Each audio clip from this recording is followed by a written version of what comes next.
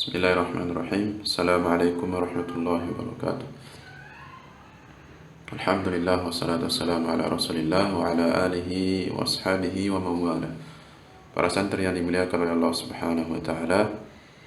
Alhamdulillah kita kembali lagi berjumpa pada pelajaran adab.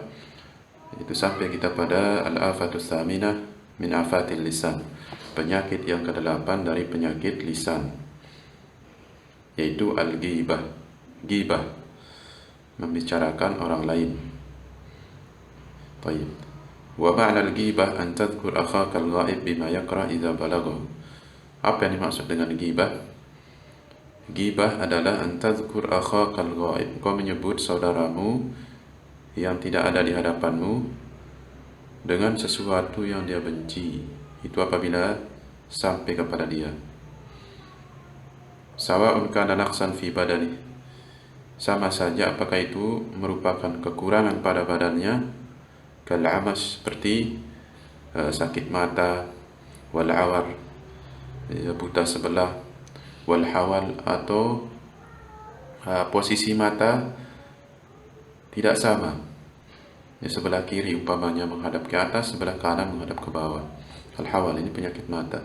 Wal-qara atau botak, tidak ada rambut kepala. Watul atau tinggi, wal kisar dan pendek, wa nahwi dzalik, dan yang semisal dengan itu yang kaitannya dengan fisik. Au fi nasabihi atau kekurangan pada nasabnya, seperti Abu Nibti, bapaknya adalah seorang penggali sumur misalkan, atau Hindi, atau dia adalah seorang India, atau fasik, atau dia adalah orang yang fasik, atau khasis, orang yang rendah, wa nahwi dzalik, atau yang semisal dengan itu. Au fi khuluqihi atau menyebut kekurangan pada akhlaknya. Ya, kekaulika seperti ucapanmu huwa sayyi'ul khuluq, dia adalah orang yang buruk akhlaknya. Bakhil, orang yang pelit, bakhil.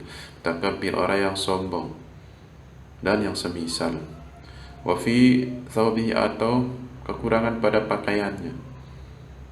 Contohnya huwa tawilul zail, dia panjang ekor, ya, panjang ekor pakaiannya. Wasi'ul kum, ya, luas pergelangan bajunya. Wasikhus thiyab atau kotor, dekil bajunya, dan seterusnya.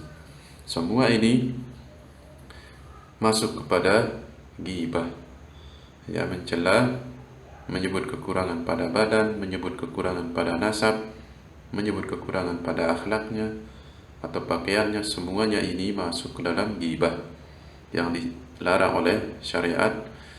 Wad dalilu ala dzalik, dalil tentang hal itu adalah bahwasannya Nabi sallallahu alaihi wasallam su'ila 'anil ghibah, beliau ditanya tentang ghibah, faqal, beliau menjawab, zikruka akhaka bima yakrah, kau menyebut saudaramu dengan sesuatu yang dia benci. Qal, kemudian orang ini bertanya lagi kepada Nabi, ara'aita in kana fi akhi ma aqul, bagaimana pendapatmu jika apa yang ada pada saudaraku ini benar apa yang aku ucapkan? Qal, Nabi menjawab, in kana fi akhika ma taqul faqad iktabtahu, apabila apa yang ada pada saudaramu apa yang aku ucapkan itu benar, faqad iktabtahu, maka sungguh engkau telah menggibahnya. Itu namanya ghibah. Wa illam yakun fihi, apabila tidak ada pada saudaramu apa yang kau ucapkan, faqad bahattahu, maka sungguh kau telah membuat kebohongan terhadap dirinya.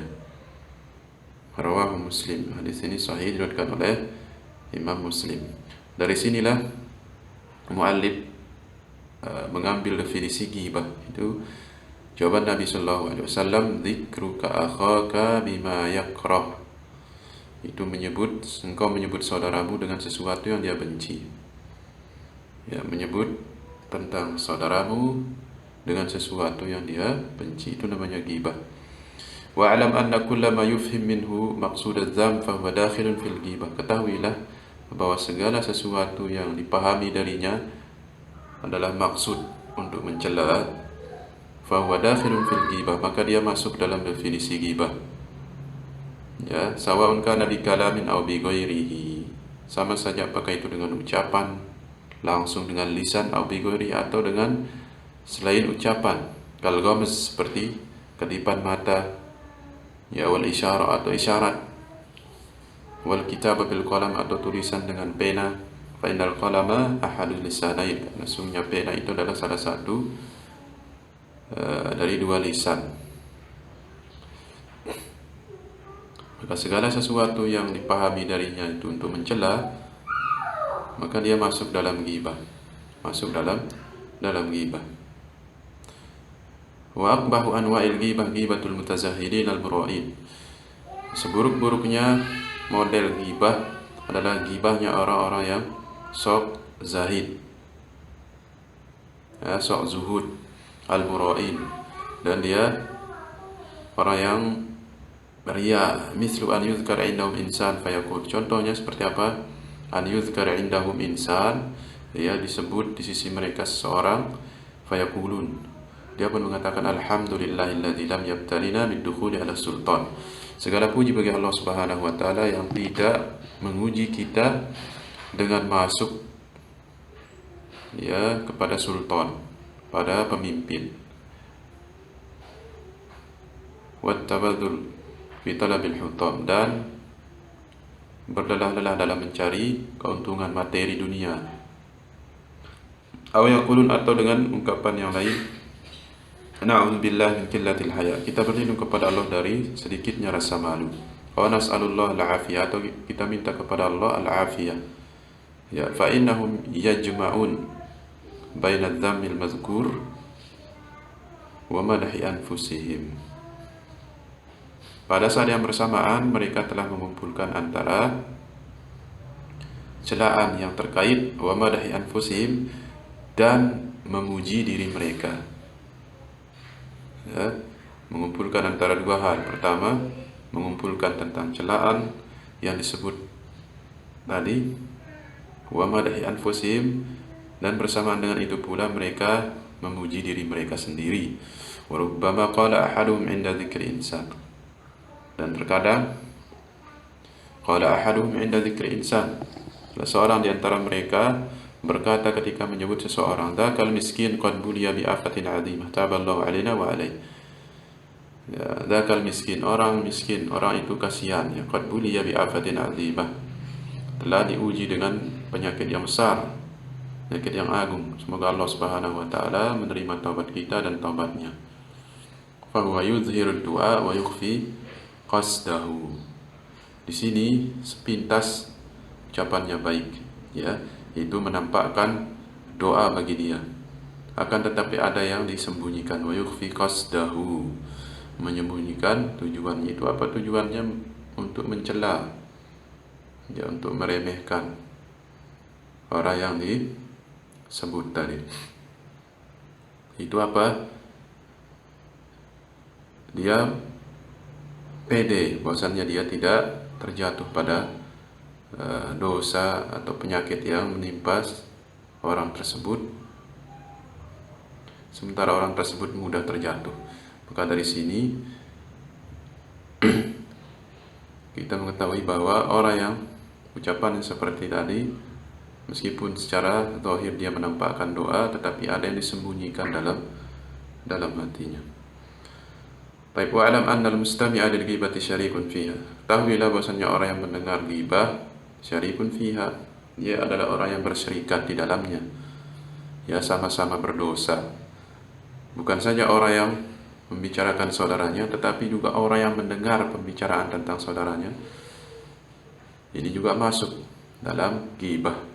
Karena ghibah itu tidak akan terjadi kecuali jika dibicarakan dengan orang lain. Ya, ada orang yang menyebut ghibah dan ada orang yang mendengarkan. Wa la yatakhallas min itsmi sama'iha illa an yunkir bilisan. Dia tidak akan bisa selamat dari dosa mendengar ghibah kecuali dengan cara dia mengingkari dengan lisan. Ya, dia ingkari dengan lisan, berusaha mengingatkan saudaranya bahwasanya ini adalah perbuatan ghibah, perbuatan dosa. Fa in khafa fa biqalbi, kalau dia tidak mampu ya dengan hati, diingkari dengan hatinya.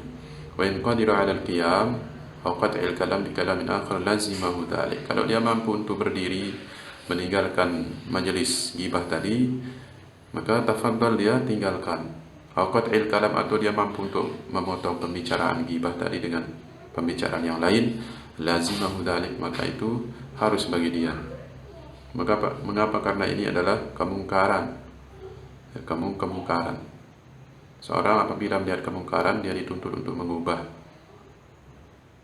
Kata Nabi sallallahu alaihi wasallam, "Idza ra'a minkum munkaran falyughayyirhu biyadihi." Apabila salah seorang kalian melihat kemungkaran, hendaklah dia ubah dengan tangannya.